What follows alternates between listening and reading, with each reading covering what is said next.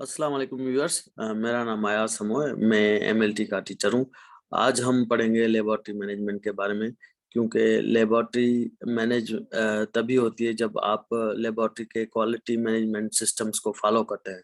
तो लेबोरेटरी के quality management systems के कंपोनेंट्स क्या हैं, ये बहुत ज़रूरी है। इसलिए चलें, इस वीडियो की एंड में जो है, जब आप इसको एंड तक देखेंगे तो आप क्या सीख पाएंगे, उसके ऑब्जेक्टिव्स क्या हैं। इसके ऑब्जेक्टिव्स हैं,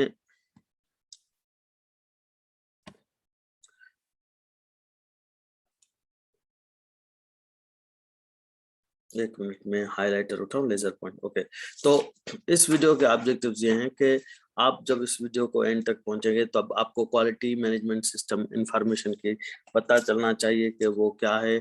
आपको क्वालिटी सिस्टम के एसेंशियल कंपोनेंट्स क्या हैं, आपको वो पता चलना चाहिए। और क्वालिटी सिस्टम के डेवलपमेंट की हिस्ट्री क्या है, ये आपको पता चलना चाहिए। प्लस में जो क्वालिटी के स्टैंडर्ड्स बने हुए हैं, जैसे कि आईएसओ स्टैंडर्ड है, सीआईएसआई स्टैंडर्ड्स हैं, उनमें आपस में रिलेशनशिप क्या है, इसका भी आपको पता चलना चाहिए। तो चलिए आगे चलते हैं। क्वालिटी मैनेजमेंट सिस्टम क्या है एक्चुअली? तो क्वालिटी मैनेजमेंट सिस्टम जो है वो ऑर्गेनाइजेशन उसमें होती है, उसमें पर्सनल होते हैं जो ट्रेंड होते हैं, उसमें इक्विपमेंट्स होते हैं जो एनालिसिस करते हैं, उसमें परचेज और इन्वेंट्री होती है, जैसे कि रीएजेंट परचेज करने हैं, इन्वेंट्री में कौन से इक्विपमेंट्स हैं जो खराब हैं, जो पार्शली जो है आउट ऑफ ऑर्डर हैं, जो बिल्कुल आउट ऑफ ऑर्डर हैं, उनको कैसे यूज करते हैं। प्लस में प्रोसेस कंट्रोल कैसे होता है, जैसे कि अगर फॉर एग्जांपल कोई आपका रीएजेंट एक्सपायर है और मशीन आपको जो है वो सही रिजल्ट नहीं दे रही, तो उस गलती को आप कैसे पकड़ेंगे। इंफॉर्मेशन जो मैनेजमेंट होती है, उसको आप लेबोरेटरी के बारे में जो भी इंफॉर्मेशन है उसको कैसे मैनेज करना है, उसकी डॉक्यूमेंटेशन कैसे करनी है। अगर कोई मिसहेप हो गया है तो उसे आप कैसे कंट्रोल कर सकते हैं। असेसमेंट आप लैब की कैसे करते हैं, क्योंकि लैब की हर दफा ऑडिट होती है, तो audit is a type of assessment. तो आपको पता होता है कि आपकी लैब में कौन कौन सी चीजों की जरूरत है, कौन सी मिसिंग है। तो इससे आप क्या करते हैं, प्रोसेस को इम्प्रूव करते हैं। और फिर कस्टमर सर्विसेज पे भी ध्यान देना चाहिए, क्योंकि जाहिर सी बात है, अगर आप कस्टमर लूज करेंगे तो आपका बिजनेस जो है वो लूज होगा। अगर आपके कस्टमर से रिटेन हो रहे हैं, बढ़ रहे हैं, तो आपका बिजनेस भी बढ़ेगा। और फैसिलिटीज और सेफ्टीज के बारे में भी हम गुफ्तगू करेंगे। तो क्वालिटी क्या है, आपको ये पता है कि जब भी आप किसी बिजनेस की वेबसाइट खोलते हैं, या किसी मॉल में जाते हैं, किसी शॉपिंग सेंटर में जाते हैं, किसी आम से दुकान पे भी जाते हैं, किसी मिठाई की दुकान पे भी जाते हैं, तो उस पे नारे लगे होते हैं। For example, this is the point where quality meets excellence. तो और quality over quantity only, quality always matters, we believe in quality, we only do our best. तो इन सब का मतलब क्या है कि लोग जो हैं हमारे, वो क्वालिटी को प्रेफर करते हैं ओवर क्वांटिटी। वो कहते हैं कि हम जो चीज लें वो सही हो, दुरुस्त हो, रिलायबल हो, और जो है प्रिसाइज हो, ऐसी चीज होनी चाहिए।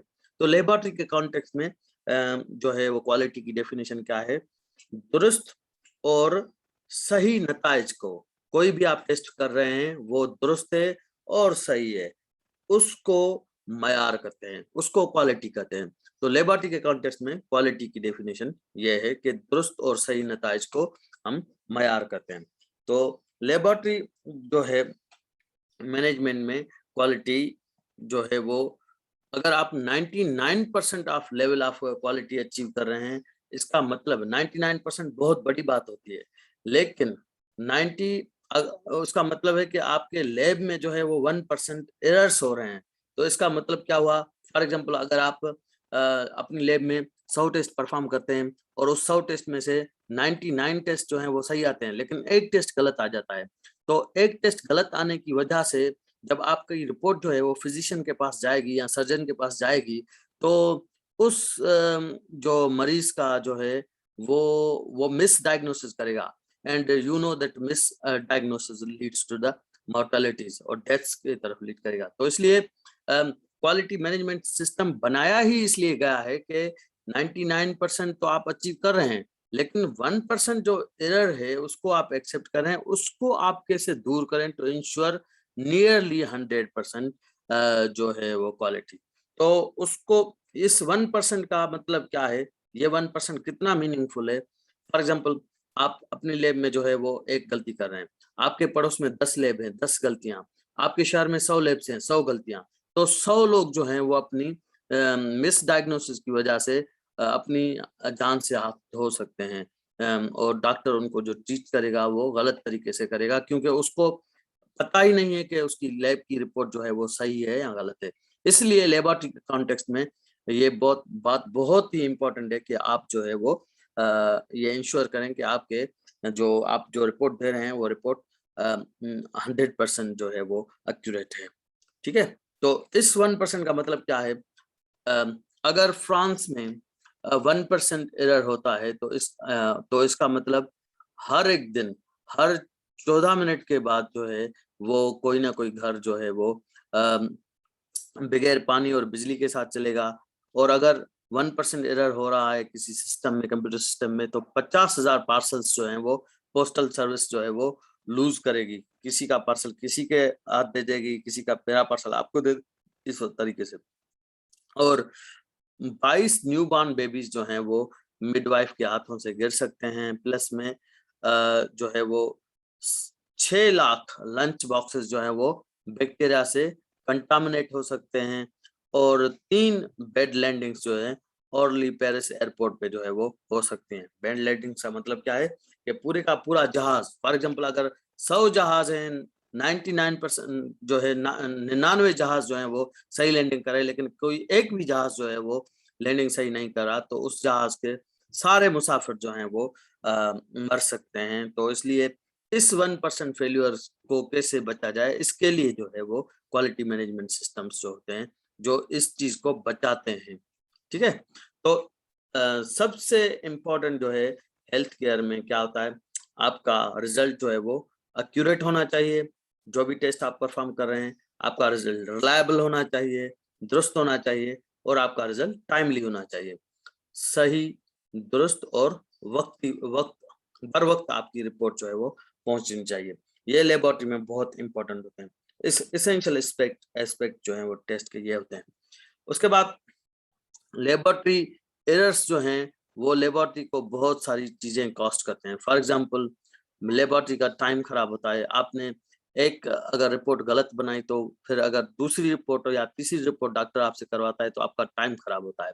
प्लस में जो पर्सन उस टेस्ट पे काम कर रहे हैं उस पर्सन का जो है एफर्ट ज्यादा लगेगा, और प्लस में जो पेशेंट का आउटकम है वो भी नेगेटिव आएगा। तो इसलिए आपको इस चीजों से वो जो है वो बचना चाहिए। तो ये एक्सीलेंट परफॉर्म हम कैसे अचीव करते हैं, ये हम अचीव करते हैं थ्रू इन 12 सिस्टम्स के, जो मैंने आपको ऑलरेडी एक्सप्लेन कर दिया, लेकिन वन बाय वन इस पे आते हैं।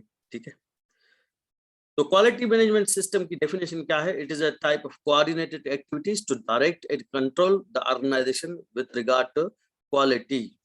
तो क्वालिटी सिस्टम्स जो है, मैनेजमेंट सिस्टम्स जो हैं, वो 2 ऑर्गेनाइजेशन ने दिए हैं, एक आईएसओ है, दूसरा सीएलएसआई है। तो all aspects of the laboratory operation need to be address assure quality, this constitutes quality management system. तो लेबोरेटरी के सारे एस्पेक्ट्स मिलकर अश्योर करते हैं क्वालिटी, और इन सब चीजों को जो है वो हम क्वालिटी मैनेजमेंट सिस्टम कहते हैं। तो लेबोरेटरी का जो सिस्टम है वो थोड़ा कॉम्प्लेक्स है, क्योंकि उसमें 3 तरह के कंपोनेंट्स होते हैं। पहला होता है प्री एग्जामिनेशन। प्री एग्जामिनेशन में क्या चीजें आ जाती हैं, जो है वो पर्सन कॉम्पिटेंसी आ जाती है, टेस्ट एवल्यूशन आ जाते हैं, और सैंपल प्रिपरेशन आ जाती है। दूसरा सैंपल ट्रांसपोर्ट आ जाती है, सैंपल को आप ट्रांसपोर्ट कैसे कर रहे हैं, आप बाय एयर कर रहे हैं तो उसके लिए रिक्वायरमेंट अलग होगी, बाय वैन कर रहे हैं तो उसके लिए रिक्वायरमेंट अलग होगी। आप सैंपल को पैक कैसे करते हैं, ठीक है, और सैंपल को की रिसेट जो है उसकी टैगिंग कैसे करते हैं, ये बहुत सारी चीजें इंपॉर्टेंट है। इसको हम कहते हैं प्री एग्जामिनेशन। फिर आता है एग्जामिनेशन का पार्ट। एग्जामिनेशन में आप टेस्ट क्वालिटी कंट्रोल टेस्टिंग करते हैं कि आपका रिजल्ट रिलायबल भी है और आपका रिजल्ट एक्यूरेट भी है। और पोस्ट एग्जामिनेशन में क्या आ जाता है, रिकॉर्ड कीपिंग आ जाती है, जिसमें आप उसकी इंफॉर्मेशन को मैनेज करते हैं। ठीक है, फिर रिपोर्ट करते हैं आप कि हाँ भाई हमारा रिजल्ट आ गया है, आप अपना रिजल्ट ले जाएं। तो ये सिस्टम जो है वो थोड़ा कॉम्प्लेक्स है, प्री एग्जामिनेशन, एग्जामिनेशन और पोस्ट एग्जामिनेशन। इसमें डेटा और लेबोरेटरी मैनेजमेंट का बहुत रोल है। इसमें आपको सेफ्टी भी मैनेज करनी है, इसमें आपको कस्टमर सर्विस भी मैनेज करनी है। ठीक है, तो पाथ फ्लो वर्क का क्या है, पेशेंट आपके पास आएंगे, आपको कहेंगे कि जी हमें फलां टेस्ट करवाना है, फिर आप उनसे सैंपल कलेक्ट करेंगे। इस फेज को हम कहते हैं प्री एग्जामिनेशन फेज, प्लस में उसमें सैंपल ट्रांसपोर्ट भी आ जाती है। फिर लेबोरेटरी एनालिसिस होता है जिसमें एग्जामिनेशन फेज होता है। फॉर एग्जांपल ये टेस्ट जो है वो क्लिनिकल केमिस्ट्री में आ जाता है, हेमेटोलॉजी सेक्शन में जाएगा, या माइक्रोबायोलॉजी सेक्शन में जाएगा, या सेल हिस्टोलॉजी के सेक्शन में जाएगा। तो इसके बाद आप रिपोर्ट क्रिएट करेंगे, और रिपोर्ट को जो है आप जो है वो पेशेंट को देंगे, और फिर पेशेंट डॉक्टर जो है वो रिजल्ट को इंटरप्रीट करेगा। तो ये पाथ फ्लो है, पाथ ऑफ वर्क फ्लो है लेबोरेटरी का। उसके बाद ये कि why is the path of work flow essential to consider the health laboratories. इसका मतलब ये है कि इंटायर प्रोसेस जो होता है हमारा, उसमें हमें ये इंश्योर करना है कि हम सैंपल सही कलेक्ट कर रहे हैं, हम जो है वो रिपोर्टिंग दुरुस्त कर रहे हैं, और उसके बीच में जो भी सारे प्रोसेस हैं उनको हमने एक्यूरेटली जो है वो मैनेज किया है, और उसको क्वालिटी के ख्याल से मैनेज किया है। तो लेबोरेटरी टेस्ट जो हैं उनको कौन कौन से फैक्टर जो हैं वो इन्फ्लुएंस करते हैं। लैब का एनवायरनमेंट, आपका लैब का टेम्परेचर कैसा है, आपकी लैब की जो है वो सफाई कैसी है, आपकी लैब की जो है वो जो सॉलिड वेस्ट मैनेजमेंट है वो सिस्टम कैसा है। दूसरा होता है नॉलेजेबल स्टाफ। इसका मतलब है आपने स्टाफ कौन सा हायर किया है, उनको मेडिकल लेबोरेटरी टेक्नोलॉजी की डिग्री है या नहीं है, अगर डिग्री है तो उनके पास नॉलेज है या नहीं है, उनके पास सफिशिएंट जो है वो क्वालिटी मैनेजमेंट के स्किल्स हैं या नहीं है। फिर आपका स्टाफ जो है वो कितना कॉम्पिटेंट है, स्टाफ को जो है वो कितनी चीजें जो हैं वो आती हैं, प्लस में आपके रिएजेंट्स और इक्विपमेंट्स जो हैं वो भी अफेक्ट करते हैं। फॉर एग्जांपल एक्सपायरेसी डेट जो है आपके रिएजेंट की क्या है वो आपको पता होनी चाहिए, आपका इक्विपमेंट कौन से मॉडल नंबर का है आपको वो आना चाहिए, क्वालिटी कंट्रोल आना चाहिए, प्लस में आपको कम्युनिकेशन आनी चाहिए, प्लस में जो आपका जो प्रोसेस मैनेजमेंट है और अकरेंस मैनेजमेंट है और रिकॉर्ड कीपिंग है, ये सारी चीजें आपको आनी चाहिए। तो अकरेंस मैनेजमेंट में अगर कोई मिसहैप हो गया, फायर हो गई, या कोई इलेक्ट्रिक बैकग्राउंड ब्रेकडाउन हो गया, तो आपको उसको कैसे मैनेज करना है, और रिकॉर्ड कीपिंग। तो ये सारे फैक्टर्स हैं जो लेबोरेटरी को जो है वो इन्फ्लुएंस करते हैं क्वालिटी को। तो इन सबको मैनेज करने के लिए हमें इन क्वालिटी सिस्टम्स की जरूरत पड़ती है, जिसमें ऑर्गेनाइजेशन आ जाती है, पर्सनल आ जाता है, इक्विपमेंट आ जाते हैं, परचेज और इन्वेंट्री आ जाती है, प्रोसेस कंट्रोल आ जाता है, मैनेजमेंट इंफॉर्मेशन आ जाती है, इंफॉर्मेशन मैनेजमेंट आ जाती है, डॉक्यूमेंट्स आ जाते हैं और रिकॉर्ड आ जाता है, अकरेंस मैनेजमेंट आ जाती है, असेसमेंट आ जाती है, प्रोसेस को इम्प्रूव कैसे किया जाए वो आ जाता है, कस्टमर सर्विस आ जाती है, और फैसिलिटीज और सेफ्टी आ जाती है। तो पाथ फ्लो जो है ये ऐसे होता है।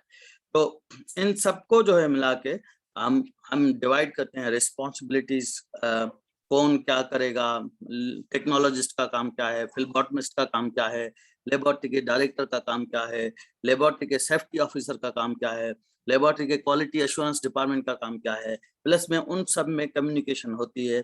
फिल्बॉटमिस्ट जो है टेक्नोलॉजिस्ट के साथ जो है वो कम्युनिकेट करता है, टेक्नोलॉजिस्ट लेबोरेटरी मैनेजमेंट के साथ काम करता है, फिर वो लेबोरेटरी क्वालिटी सिस्टम्स वाले जो हैं वो इन तीनों के साथ काम करते हैं। फिर लेबोरेटरी के रिसोर्सेज कहाँ से आएंगे, इन सब का जो है वो आपस में एक गहरा जो है वो कोऑर्डिनेशन होना चाहिए। इनके कोऑर्डिनेशन के बगैर लेबोरेटरी इम्प्रूव नहीं हो सकती। एक स्ट्रॉन्ग ऑर्गेनाइजेशन होनी चाहिए। उसमें जो है वो पर्सनल जो है हमारा वो कैसे होना चाहिए। तो ह्यूमन रिसोर्स किसी भी ऑर्गेनाइजेशन के लिए बहुत इंपॉर्टेंट रोल प्ले करता है एचआर डिपार्टमेंट। तो वो ह्यूमन रिसोर्स जो हम ला रहे हैं वो कैसा है, आया वो कॉम्पिटेंट है नहीं है, उसको उसके पास प्रॉपर नॉलेज है नहीं है, उसकी जॉब क्वालिफिकेशन क्या है, उसकी जॉब डिस्क्रिप्शन क्या है। फिल्बॉटमिस्ट टेक्नोलॉजिस्ट का काम नहीं करेगा, टेक्नोलॉजिस्ट फिल्बॉटमिस्ट का काम नहीं करेगा। उसको अगर नया अपॉइंट हुआ है तो उसको ओरिएंटेशन का प्रॉब्लम होगा, उसको ओरिएंटेशन देनी पड़ेगी, प्लस में उसको ट्रेनिंग देनी पड़ेगी कि ये इक्विपमेंट जो है वो हेमाटोलॉजी एनालाइजर ऐसे हैंडल होता है, माइक्रोलैब 300 ऐसे हैंडल होती है, कोबास की मशीन जो है ऐसे हैंडल होती है, पीसीआर ऐसे होती है, माइक्रोबायोलॉजी डिपार्टमेंट जो है उसमें जो यूरिन डीआर परफॉर्म होती है या बैक्टीरियल कल्चर होता है वो ऐसे परफॉर्म होता है। फिर आप उसकी कॉम्पिटेंस को असेस कंटिन्यूअसली करते रहें। फिर आप उसको मुख्तलिफ इदारों में ट्रेनिंग के लिए भेजें या अपने पास ट्रेनिंग ऑर्गेनाइज करा के उसको जो है ट्रेनिंग दें, और उसकी कंटिन्यूअसली आप उनको अपने पर्सनल लेबोरेटरी पर्सनल को आप एंगेज करें, उनको एजुकेट करें। तो प्लस में इक्विपमेंट जो हैं वो लैब में बहुत इंपॉर्टेंट रोल प्ले करते हैं। फॉर एग्जांपल इक्विपमेंट कौन सा आपकी लैब में होना चाहिए। फॉर एग्जांपल एक इक्विपमेंट आप अमेरिका से मंगवाते हैं, लेकिन जब वो आपको मंगवाते हैं यहाँ पर तो आपको पता चलता है कि ये इस इक्विपमेंट के जो स्पेयर पार्ट्स हैं वो आपको पाकिस्तान या इंडिया में नहीं मिल रहे। तो इसलिए आपको ऐसा इंस्ट्रूमेंट ऑर्डर नहीं करना चाहिए जो इंस्ट्रूमेंट जिसकी कंपनी या सर्विस सेंटर यहाँ पर मौजूद नहीं है। इसके लिए आपको जो है इसको प्रॉपरली जो है वो उस पर रिसर्च करने के बाद आपको वो अक्वायर करना है इंस्ट्रूमेंट। आपको उसको इंस्टॉलेशन रिक्वायरमेंट उसकी क्या है, वो इंस्टॉल कहाँ पर करेंगे, उसके लिए रूम की रिक्वायरमेंट क्या है, स्पेस कौन सा चाहिए, उसके लिए एनवायरनमेंट के साथ चाहिए, टेम्परेचर के साथ चाहिए। इसलिए वो आपको जो है वो ये चीजें जो है वो खातर में लानी पड़ेगी। प्लस में उस इंस्ट्रूमेंट को इंस्टॉल करने के बाद उसके रिजल्ट्स की वैलिडेशन कैसे करेंगे, ये आपको आना चाहिए कि रिजल्ट आया पुराने से मैच कर रहे हैं नहीं कर रहे हैं, रिजल्ट एक्यूरेट दे रहा है नहीं दे रहा, इसको वैलिडेशन करेंगे। प्लस में उसको मेंटेन कैसे करेंगे, अगर उसकी कैलिब्रेशन कैसे करेंगे, उस पर स्टैंडर्ड्स कैसे रन करेंगे, उस पर जो है वो सैंपल कैसे रन करेंगे, और उसकी मेंटेनेंस जो भी है बफर्स कैसे चेंज करेंगे वगैरह वगैरह, ये आनी चाहिए। कैलिब्रेशन उसकी उसमें अगर कोई प्रॉब्लम आ जाता है तो उसकी ट्रबल शूटिंग कैसे करेंगे, सर्विस और रिपेयर उसकी कैसे करेंगे, और उसके रिकॉर्ड कैसे मेंटेन करें। तो ये सारी चीजें बहुत ही इंपॉर्टेंट है इक्विपमेंट में। तो हमने ऑर्गेनाइजेशन पढ़ा, हमने पर्सनल पढ़ा, उसके बाद हमने इक्विपमेंट पढ़ा। अब हम पढ़ेंगे परचेज और इन्वेंट्री।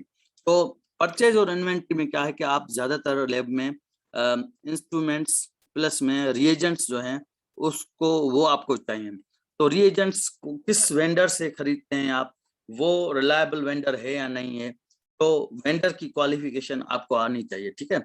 उसके बाद सप्लाईज और रिएजेंट्स आपको कौन से चाहिए। प्लस में वो क्रिटिकल सर्विसेज जो है आपको, फॉर एग्जांपल अगर आपको कोई इंस्ट्रूमेंट आप परचेज कर रहे हैं, वो इंस्ट्रूमेंट कितने अरसे तक वो उसके बफर्स या रिएजेंट्स वो फ्री में देंगे, कितने अगर वो उस अरसा वो देंगे भी या नहीं देंगे, उस अरसे के दौरान वो जो है आपस में जो है उनकी आपस में जो है क्रिटिकल सर्विसेज का मतलब ये है कि उनका जो है वो एमओयू आपके साथ कौन सा है, वो सर्विस जो है वो सर्विसमैन पैसे लेंगे या service through out the use वो फ्री होगी, और कॉन्ट्रैक्ट का रिव्यू आपके लैब के साथ उसका होना चाहिए। प्लस में इन्वेंट्री आपको मैनेज करना आती हो, क्योंकि इन्वेंट्री बहुत बड़ा रोल प्ले करती है। इन्वेंट्री का मतलब क्या है कि आपके लैब में जितने भी इंस्ट्रूमेंट्स हैं जो वो उनमें स्पेयर पार्ट्स जो हैं वो कौन से यूज होते हैं, वो स्पेयर पार्ट्स आपके पास हैं, मौजूद हैं या नहीं है, इमरजेंसी में यूज हो सकते हैं या नहीं हो सकते। इसलिए एक इन्वेंट्री बनानी पड़ती है जिसमें केमिकल्स की इन्वेंट्री आ जाती है, रिएजेंट्स की इन्वेंट्री आ जाती है, बफर्स की इन्वेंट्री आ जाती है, इक्विपमेंट्स की इन्वेंट्री आ जाती है, और फायर अलार्म्स वगैरह इसकी इन्वेंट्री आ जाती है। तो ये सारी चीजें जो है परचेज और इन्वेंट्री में आ जाती है। तीसरा होता है प्रोसेस कंट्रोल। प्रोसेस कंट्रोल में जो है वो हमारा क्वालिटी कंट्रोल होता है, और हमारी सैंपल मैनेजमेंट होती है, प्लस में हमारा मेथड वैलिडेशन होता है और मेथड वेरिफिकेशन होता है। तो क्वालिटी कंट्रोल जो है, जैसे कि मैंने आपको बताया कि आपका सैंपल जो है उसका जो टेस्ट है वो रिलायबल और एक्यूरेट है या नहीं है। इसलिए आपको उसको जो है आपको बहुत अच्छे तरीके से जो है वो चेक करना पड़ेगा। उसके चेकिंग के जो मैकेनिज्म्स हैं वो है एक लेवी जेनिंग चार्ट है, और प्लस में स्टैंडर्ड डेविएशन जो है वो उसका मेथड है। वो हम जो है वो जब हम क्वालिटी कंट्रोल का चैप्टर पढ़ेंगे उसमें हम बिल्कुल डिटेल से डिस्कस करेंगे। और प्लस में सैंपल मैनेज, आपके पास जो सैंपल आया है वो सही सैंपल है या नहीं है, कितने दिन का रखा हुआ है, वो क्लियर तो नहीं हुआ, इसलिए ये सारी चीजें जो है हम आपको प्रोसेस कंट्रोल में आ जाती हैं। प्लस में इंफॉर्मेशन मैनेजमेंट, पेशेंट की कॉन्फिडेंशियल इंफॉर्मेशन आपको जो है वो सीक्रेट रखनी है, आपको रिक्वेजिशन बनाने हैं, आपको लॉग्स और रिकॉर्ड्स बनाने हैं, आपको रिपोर्ट्स बनानी है, और प्लस में कंप्यूटराइज्ड लेबोरेटरी इंफॉर्मेशन सिस्टम जो है वो आपको एक बिल्ड करना पड़ेगा, जो रिपोर्ट जो है आपको पेशेंट को जो है वो कंप्यूटर सिस्टम पे मिले, और अगर इंटरनेट पे लॉगिन हो तो उसको वो रिपोर्ट वहां पर ही मिल जाए, वो आपके पास आने की जरूरत ना पड़े उसे। प्लस में डॉक्यूमेंट्स होते हैं, डॉक्यूमेंट आपको क्रिएट करने पड़ेंगे, उनको रिवाइज करना पड़ेगा, कंट्रोल करना पड़ेगा, और उसको डिस्ट्रीब्यूट करना पड़ेगा। उसमें बहुत सारी चीजें जाती है, फॉर एग्जांपल जो है हेमाटोलॉजिकल एनालाइजर जो है वो किस तरह काम करता है, उसके इलेक्ट्रॉनिक जो है वो सर्किट उसका कैसे काम करता है, उसको उसका बफर्स या उसको रिएजेंट्स उसमें कौन से यूज होते हैं, रिकॉर्ड्स जो होते हैं वो आपके लैब के मेंटेन होने चाहिए, रिव्यू होना चाहिए, स्टोरेज होना चाहिए आपको, और प्लस में जो रिटेंशन है डॉक्यूमेंट्स की, वो कौन से डॉक्यूमेंट्स रिटेन करने चाहिए, कौन से जो है वो करना चाहिए, तो ये आपको आना चाहिए। प्लस में occurrence management is very important. जो कंप्लेंट्स हैं उनको आप कैसे हैंडल करते हैं, आप मिस्टेक्स और प्रॉब्लम्स को कैसे हैंडल करते हैं, डॉक्यूमेंटेशन को आप कैसे हैंडल करते हैं, और रूट काज एनालिसिस, कोई मिसहेप हो गया है तो वो कहाँ से शुरू हुआ था, इस तरीके से। प्लस में जब आप एनालिसिस करके आप नतीजे पहुंचे तो आपको इमीडिएट एक्शन लेना पड़ता है, फिर करेक्टिव एक्शन लेने पड़ते हैं, और फिर प्रिवेंटिव एक्शन लेने पड़ते हैं, जैसे कि वो मिसहेप जो है वो दोबारा ना होना चाहिए, तो इसको हम प्रिवेंटिव एक्शन करते हैं। तो अकरेंस मैनेजमेंट में ज्यादातर लेबोरेटरी असेसमेंट में जो है वो 3-4 कंपोनेंट्स आ जाते हैं। एक तो एक्सटर्नल असेसमेंट होती है कि कोई आपकी लैब का बंदा नहीं, लेकिन कोई एक्सटर्नल लैब जो है वो आके जो है आपके लैब को जांचे, और उसूलों पे वो जो WHO या जो ISO स्टैंडर्ड्स हैं उस पे पूरा उतरती है या नहीं, प्लस प्रोफिशिएंसी टेस्टिंग आपके लैब की होना चाहिए, फ्रीक्वेंट इंस्पेक्शन होने चाहिए, और एक्रीडेशंस जो हैं आपकी लैब कौन से हैं। कुछ लैब्स जो हैं वो ISO या CLSI सर्टिफाइड होती हैं, कुछ लैब्स नहीं होती, तो एक्रीडेशन वाले भी जो है वो एक्सटर्नल रिव्यूअर्स होते हैं, वो आके लैब को रिव्यू करते हैं। इंटरनल जो है हमारे जिसमें इंटरनल भी होना चाहिए, क्वालिटी इंडिकेटर्स होने चाहिए, ऑडिट परफॉर्म होनी चाहिए, ऑडिट परफॉर्म होनी चाहिए, प्लस में रिव्यू होना चाहिए, प्लस प्रोसेस को इम्प्रूव करने के लिए मैकेनिज्म होना चाहिए, जिससे opportunity for improvement, stakeholder का फीडबैक होना चाहिए, प्रॉब्लम रिजोल्यूशन होनी चाहिए, रिस्क की असेसमेंट होनी चाहिए कि कौन कौन सी चीजें हैं जिसकी वजह से लैब को रिस्क हो सकता है, और प्रिवेंटिव एक्शन होने चाहिए, और करेक्टिव एक्शन लेने चाहिए, ताकि उस सिस्टम को जो है वो इम्प्रूव किया जा सके। प्लस में कस्टमर सर्विस होती है। कस्टमर सर्विस जो है वो बहुत ही इंपॉर्टेंट होती है। कस्टमर सर्विस ग्रुप की आप आइडेंटिफिकेशन करें कि आपके पोटेंशियल कस्टमर कौन से हो सकते हैं, पोटेंशियल कस्टमर की नीड्स क्या हैं, और कस्टमर का फीडबैक जो है आपकी लैब के स्टैंडर्ड को या क्वालिटी को बहुत इम्प्रूव करेगा। और फैसिलिटीज और सेफ्टी में जो है वो बहुत इंपॉर्टेंट है। अगर सेफ्टी नहीं है तो it means you are going to lose your quality, right. और सेफ्टी वर्किंग एनवायरनमेंट होना चाहिए, ट्रांसपोर्ट की प्रॉपर मैनेजमेंट होनी चाहिए, सिक्योरिटी होनी चाहिए, कंटेनमेंट जो है वो होनी चाहिए, प्लस में वेस्ट मैनेजमेंट होनी चाहिए, और लेबोरेटरी की सेफ्टी होनी चाहिए, और अर्गोनॉमिक्स मतलब वर्क कल्चर आपका एक अच्छा होना चाहिए। हर किसी की आपस में कोऑर्डिनेशन बहुत अच्छी होनी चाहिए। तो implementing quality management does not guarantee an error free laboratory, लेकिन जब आप एरर आपको डिटेक्ट हो जाए, उसको आप कैसे प्रिवेंट करते हैं दोबारा होने से, उसको हम जो है वो बेस्ट क्वालिटी मैनेजमेंट सिस्टम कहते हैं। तो laboratory is not implementing a quality management system guarantees undetected errors. तो अगर ये 12 सिस्टम जिसमें कॉम्पिटेंट पर्सनल नहीं है, जिसमें जो है वो ऑर्गेनाइजेशन नहीं है, जिसमें इन्वेंट्री नहीं है, कोई परचेज इन्वेंट्री, जिसमें प्रोसेस कंट्रोल नहीं है, डॉक्यूमेंटेशन नहीं है, तो ये 12 कंट्रोलिंग प्रोसेस जो हैं क्वालिटी के वो नहीं है, तो उसमें अनडिटेक्टेड एरर्स जो हैं वो बहुत ज्यादा होंगी, और एरर्स की वजह से पेशेंट की मोर्टेलिटी हो सकती है। लेबोरेटरी क्वालिटी मैनेजमेंट सिस्टम जो है वो कोऑर्डिनेटेड एक्टिविटीज जो हैं, जो डायरेक्ट कंट्रोल और ऑर्गेनाइजेशन होती है, जिसमें क्वालिटी मैनेजमेंट सिस्टम 2 तरह के होते हैं। एक तो ISO 9000 एंड 2000 है, और क्वालिटी को इन्वेंट किया था वाल्टर शिवार्ट ने, एडवर्ड डेमिंग ने, जोसेफ जोरान ने और फिलिप कॉर्बसाई ने, प्लस में रॉबर्ट गैल्विन ने। तो इनका कंट्रीब्यूशन क्या है? वॉल्टर ने स्टैटिस्टिकल प्रोसेस को जो है वो डिस्कवर किया था, जिससे जो है वो स्टैंडर्ड डेविएशन वगैरह को यूज करके जो है वो आप एरर की डिटेक्शन कर सकते हैं। डेमिंग ने जो है वो प्रोसेस इम्प्रूव कैसे किया जाए उसको जो है वो अपना डिस्कवर किया था। और जोसेफ जोरान ने जो है वो क्वालिटी टूल बॉक्स को डिवाइस किया था। और कॉर्सबाय ने जो है वो क्वालिटी जो है वो उसकी रिक्वायरमेंट क्या है वो क्या था। और गैल्विन ने जो है माइक्रो स्केल एरर रिडक्शन पे काम किया था। तो ये सारी चीजें जो है वो डिफरेंट इनोवेटर्स ने क्या इनोवेट की चीजें जो लेबोरेटरी के क्वालिटी मैनेजमेंट सिस्टम में अडॉप्टेड हैं, ये उनके बारे में ब्रीफ हिस्ट्री है। तो जो ISO है, it is a short form of international organisation for standardisation. ये जो है क्वालिटी को गाइड करती है मैन्युफैक्चरिंग में और सर्विस इंडस्ट्री में, और इसकी जो एप्लीकेबिलिटी है वो बहुत ब्रॉड है और कंसेंसस प्रोसेस यूज करते हैं स्टैंडर्ड डेवलप करने में। और क्लिनिकल लेबोरेटरी स्टैंडर्ड इंस्टीट्यूट जो है वो स्टैंडर्ड्स, गाइडलाइंस और प्रैक्टिसेस सेट करता है quality for medical laboratory testing. ये बहुत डिटेल्ड है और सिर्फ मेडिकल लेबोरेटरीज पे अप्लाई होता है। और ये भी वही तरीका इस्तेमाल करते हैं, कंसेंसस प्रोसेस जो डेवलप स्टैंडर्ड्स, कंसेंसस प्रोसेस को यूज करते हैं तो डेवलप द स्टैंडर्ड्स। ये डिफरेंट डॉक्यूमेंट्स हैं जो आप जिनको आप में क्वालिटी कंट्रोल का जो है वो जिक्र मिलेगा। ये इंटरनेशनल ऑर्गेनाइजेशन फॉर स्टैंडर्ड्स जो है वो the foundation of international medical laboratory quality management थी। इसमें मेडिकल लेबोरेटरी का ही जिक्र है इस डॉक्यूमेंट पे।